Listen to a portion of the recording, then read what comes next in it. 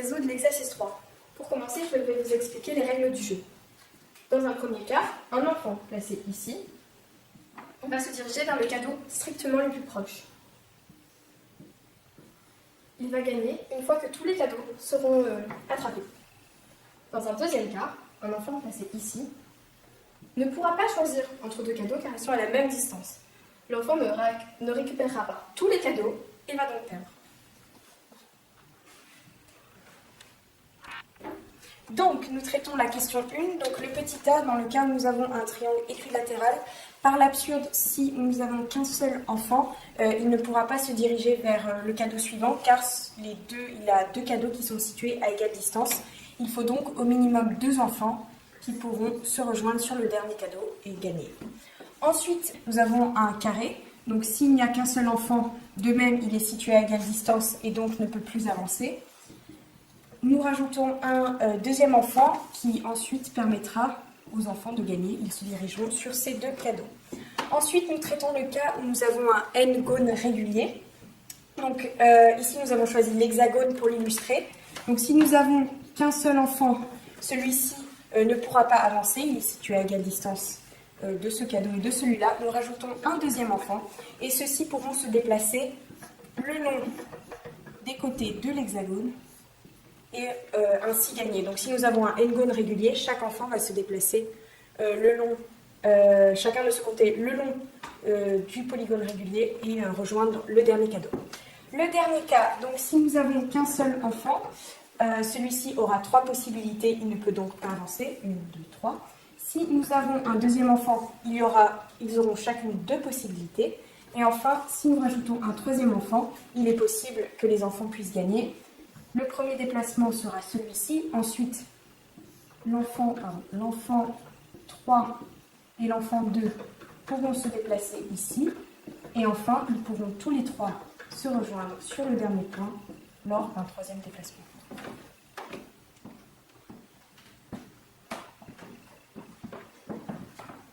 Donc, dans cette question, les enfants ont le droit de tricher. Un enfant, représenté ici par le pion jaune, va s'arrêter et ne pas aller chercher le cadeau le plus proche. Contrairement à la question 3, où il est précisé que les enfants sont placés aléatoirement, ici nous avons choisi de placer nos enfants de cette manière-ci. Si jamais les enfants ne trichaient pas, ils se regrouperaient tous les 2 au milieu, et dans ce cas-là, ils ne pourraient pas gagner. Si le pion jaune va rester à sa place pour le premier tour, le pion vert va se diriger vers le milieu, le pion jaune au deuxième tour va aller vers ce pion-ci, et enfin, ils vont gagner.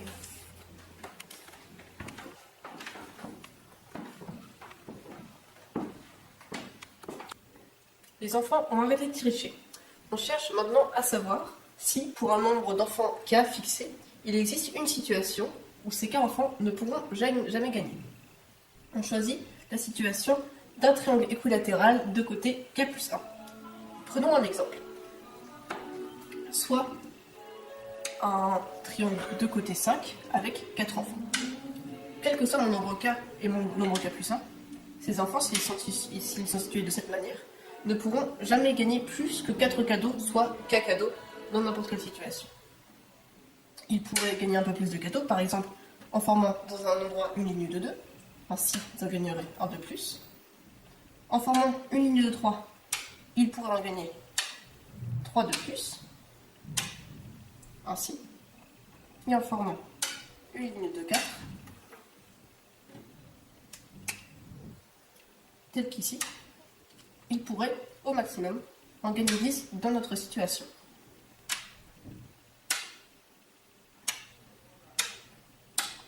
De cette manière.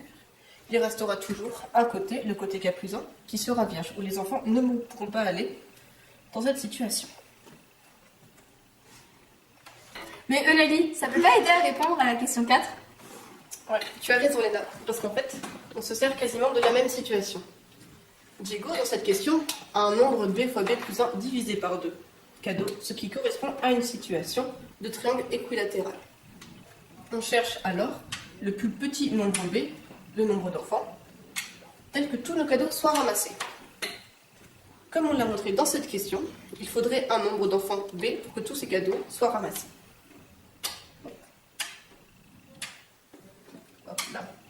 tel que, par exemple, dans un exemple avec un b égale 4,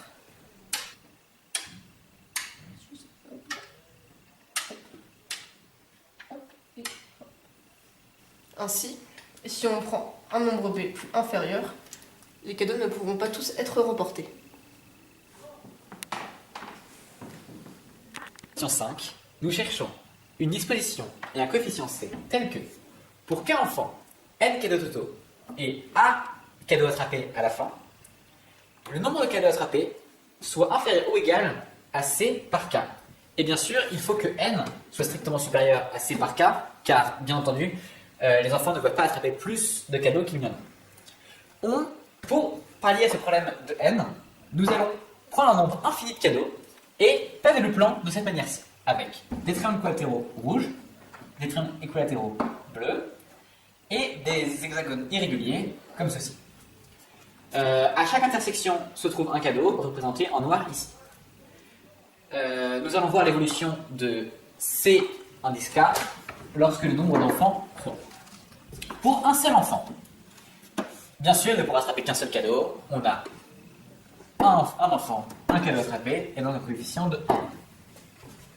Pour deux enfants, le deuxième enfant va attraper à son tour un cadeau, et ces deux enfants vont pouvoir aller en attraper un troisième.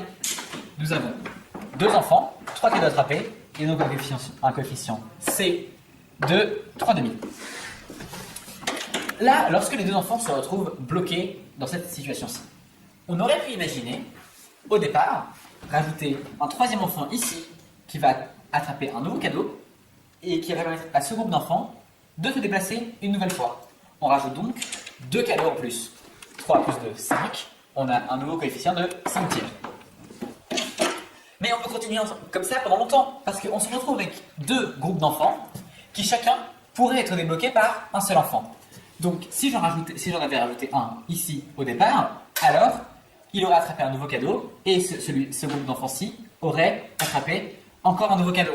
Donc, on rajoute un enfant et on rajoute à nouveau deux cadeaux. Donc, on a 7 cartes. À partir de cela, on peut déterminer que comme l'ajout d'un nouvel enfant ne permet d'attraper que deux nouveaux cadeaux, que pour K enfants, nous aurons 2K moins 1 cadeaux attrapés et que donc le coefficient C sera de 2K moins 1. Nous cherchons le coefficient C le plus petit possible. On va donc chercher celui qui ne sera jamais atteint par aucun des réels. Donc, nous cherchons la limite de C lorsque K tend vers l'infini. C'est égal à la limite de 2K moins 1 sur K lorsque K tend vers l'infini. Et c'est égal à 2.